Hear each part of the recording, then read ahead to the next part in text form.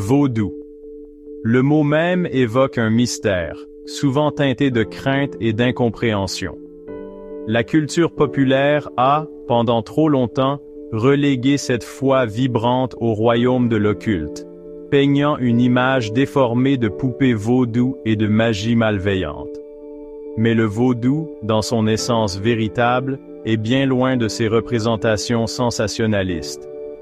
C'est une religion de la vie, une célébration de l'interconnexion de toutes choses, un témoignage de la force inébranlable de l'esprit humain.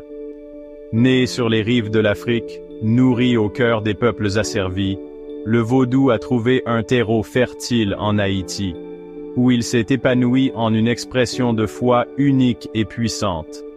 C'est une religion qui refuse d'être confinée entre les murs rigides des églises et des temples, trouvant plutôt son espace sacré dans le bruissement des feuilles de la forêt, dans le rythme des tambours, dans l'air même que nous respirons. Le vaudou est une entité vivante, tissée dans la trame de la vie quotidienne. Pour comprendre le vaudou, il faut se défaire des idées préconçues et l'aborder avec un esprit ouvert et un cœur compatissant.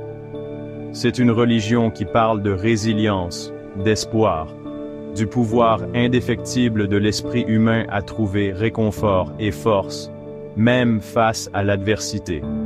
C'est un témoignage de la puissance de la foi à transcender les frontières, à nous connecter à quelque chose de plus grand que nous-mêmes.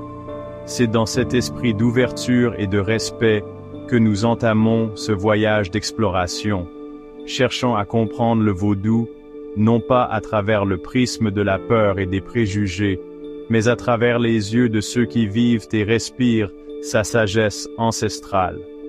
Car au sein de sa tapisserie vibrante de rituels, de symboles et de croyances, se trouve une compréhension profonde de la condition humaine et de notre place dans le grand ordre de l'univers. Au cœur du vaudou réside une religion d'équilibre. Elle reconnaît la dualité de l'existence, l'interaction entre la lumière et l'obscurité, le bien et le mal, le visible et l'invisible. Elle reconnaît la puissance inhérente à la nature, l'énergie brute qui traverse tous les êtres vivants. Cette énergie, cette force vitale, est connue sous le nom de Loa. Et c'est à travers les Loas que les pratiquants du vaudou se connectent au divin. Les Loas ne sont pas des dieux au sens traditionnel du terme. Ce sont des intermédiaires, des esprits qui servent de messagers entre l'humain et le divin. Chaque Loa incarne un aspect différent de la vie, de l'amour et de la beauté, à la mort et à la destruction. Ils sont complexes et multiformes, capables à la fois de bienveillance et de colère. Le vaudou enseigne que le véritable pouvoir réside dans la compréhension et le respect de ses forces, dans la recherche d'harmonie entre le matériel et le spirituel. Il souligne l'importance de la communauté, de se réunir pour célébrer la vie, pour pleurer les pertes, pour se soutenir mutuellement face aux défis inévitables de la vie. C'est une religion qui reconnaît l'interconnexion de toutes choses, l'équilibre délicat qui nous unit.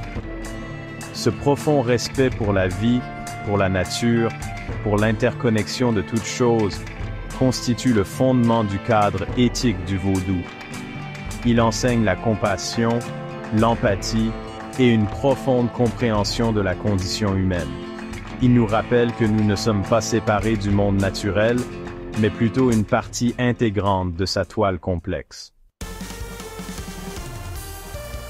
Uh